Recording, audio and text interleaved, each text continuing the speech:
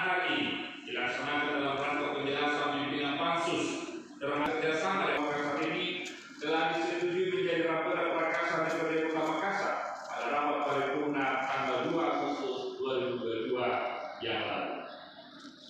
Selanjutnya dengan mengacu pada ketentuan pasal 10 ayat 3 huruf B angka 1 tata tertib DPRD, maka pada rapat paripurna hari ini pimpinan pansus akan memberi penjelasan terhadap rancangan perda tersebut. Untuk kesempatan yang pertama akan disampaikan Saudara Iwan Jafar perda tentang kerjasama daerah. Dipersilakan.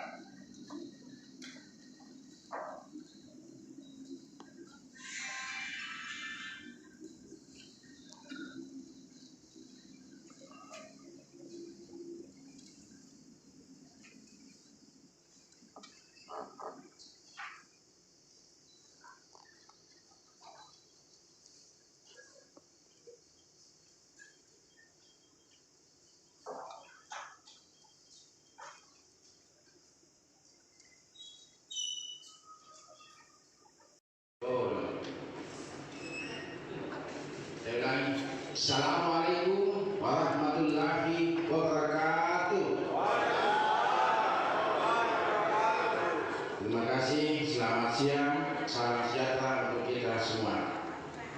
Yang terhormat dan kita banggakan Ibu Wali Kota Makassar, yang terhormat para wakil ketua dan seluruh anggota DPRD Kota Makassar, yang terhormat para anggota Forum Komunikasi Pimpinan Daerah Kota Makassar, yang terhormat Sekretaris Daerah, Sekretaris Kota, para asisten Sekretaris DPRD Kota Makassar, staf ahli, kepala badan, kepala dinas, inspektur, kasatpol, kepala bagian, camat, dan direksi perusahaan daerah Kota Makassar. Yang terhormat teman-teman media serta hadirin yang saya banggakan. Mengawali acara pada hari ini, marilah kita panjatkan puji syukur kehadirat Allah Subhanahu wa taala serta hadirin yang kami banggakan. Mengawali pembacaan laporan tim pengusul prakarsa dan perda DPRD tentang penyediaan, penyerahan dan pengelolaan prasarana, sarana dan utilitas umum perumahan, perkenankan saya mengajak hadirin sekalian untuk memanjatkan puji dan syukur kehadirat Tuhan Yang Maha Esa atas limpahan rahmat dan karunia-Nya semata, sehingga hari ini kita semua dalam keadaan sehat walafiat mengikuti rapat paripurna DPRD Kota Makassar.